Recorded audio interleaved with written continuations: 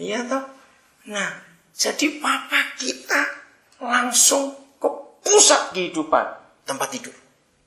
Makin hari saya itu makin kagum kepada satu ayat.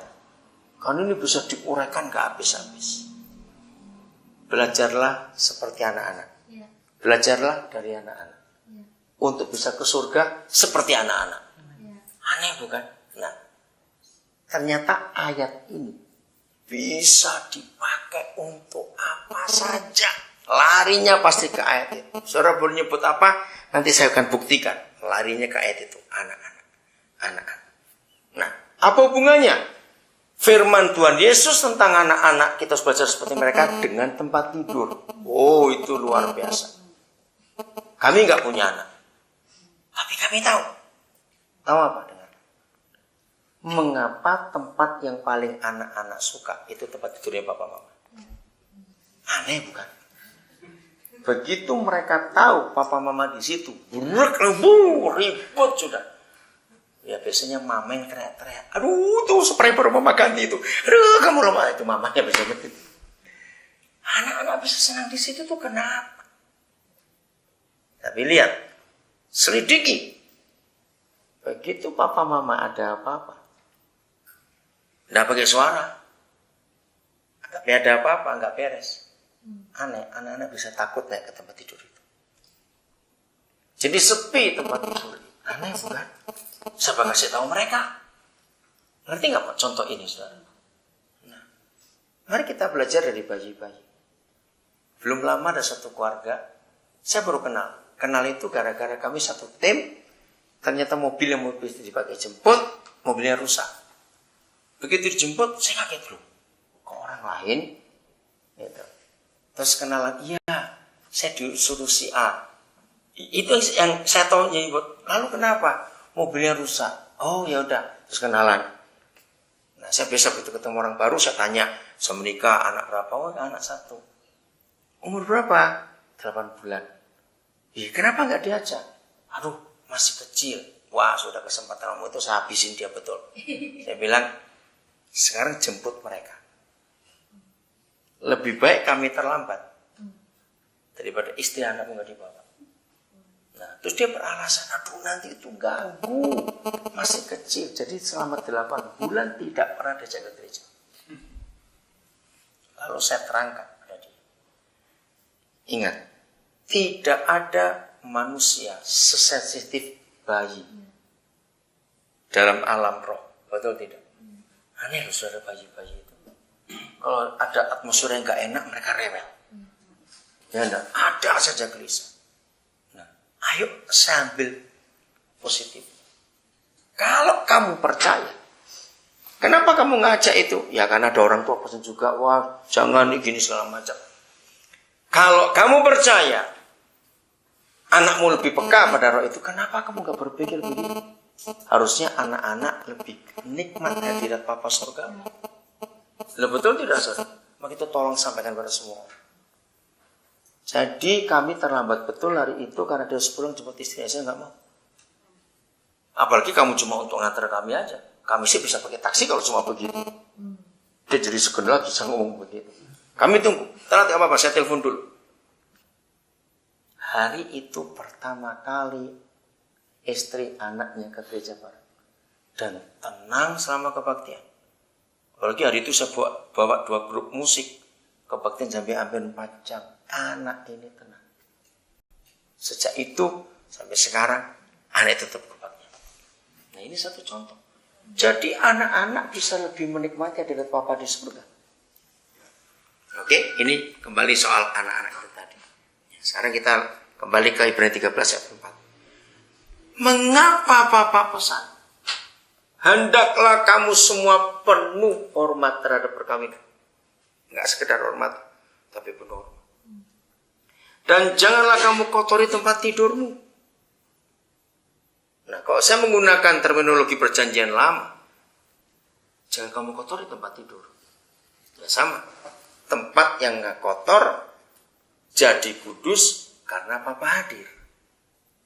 Nah sekarang kalau tempat ini dipastikan jangan dikotori, berarti sudah kudus, berarti dia hadir. Betul tidak? Nah kalau dia hadir, Karena dia raja segala raja. Tempat hadirnya raja itu kan namanya takhta. Nah, ini rahasia. Ternyata takhta Tuhan Yesus di bumi bukan di gereja atau di mimbar gereja. Sangat salah kalau orang berkata gedung gereja rumah Tuhan itu kejam sekali. Kenapa kejamnya? Kasihan proses kebaktian disuruh dikunciin di situ sendiri. Tunggu minggu depan ketemu anak-anaknya. Baik. Bukan begitu. Ternyata tahtanya di tempat tidur kita. Suami istri. Hebat sekali. Nah, kotornya tempat tidur kita bukan karena spray sekian minggu gak dicuci. Bukan. Tapi kan ada perzinahan di situ. Ada persodalan di situ. Udah, kita nggak usah ngomong kalau nerangkan pada orang yang belum terlalu dalam kekristenan atau apa. Ini nggak bicara soal seks, tidak. Percabulan, kerajaan, tidak. Loh, bicara apa? Sederhana, kesetiaan. Mengapa Papa kita di surga mengidentikan dirinya di dalam keluarga? Dan mengapa Papa kita adalah satu-satunya Tuhan di seluruh dunia ini yang berkata, aku benci perceraian. Lagi sekali, bicara perceraian jangan bicara cocok atau enggak cocok, tidak. Menunjuk apa? Satu kata, kesetiaan.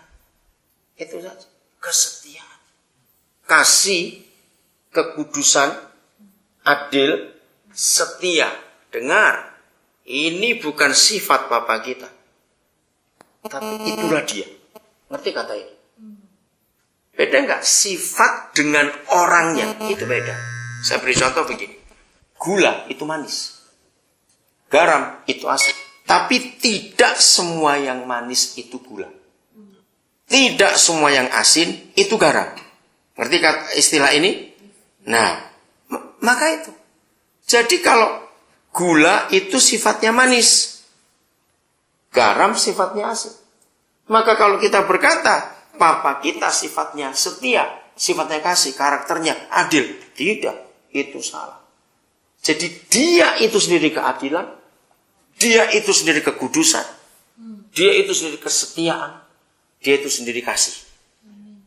Kita harus bedakan itu.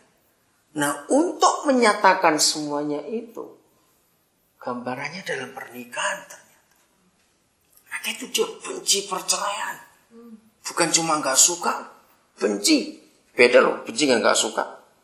Maka dalam kesimpulannya, dia bukan berkata tidak boleh bercerai, tapi tidak bisa bercerai.